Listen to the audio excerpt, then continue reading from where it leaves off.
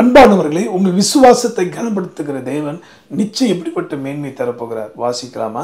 ஆதியாகமம் புஸ்தகம் 15ஆம் அதிகாரம் 6ஆம் வசனம். அவன் கர்த்தரை விசுவாசித்தான், அதை அவர் அவனுக்கு நீதியாக எண்ணினார். அருமையானவர்களே, உங்களுடைய காரியத்தை அவர் அறிவார். நீங்க போய் உங்க நீதியை காண்பிக்கணும் அவசியம் இல்லை. உங்களை விசுவாசத்தை கனப்படுத்துகிற தேவன் அதை நீதியாக எண்ணுங்க. ஆபிரகாமை தனி ஒருவனாய் இருக்கிற அழைத்து ஆசிரியத்த அதே கர்த்தர் உங்களை உயர்த்த போறார். ஜெபிக்கலாமா?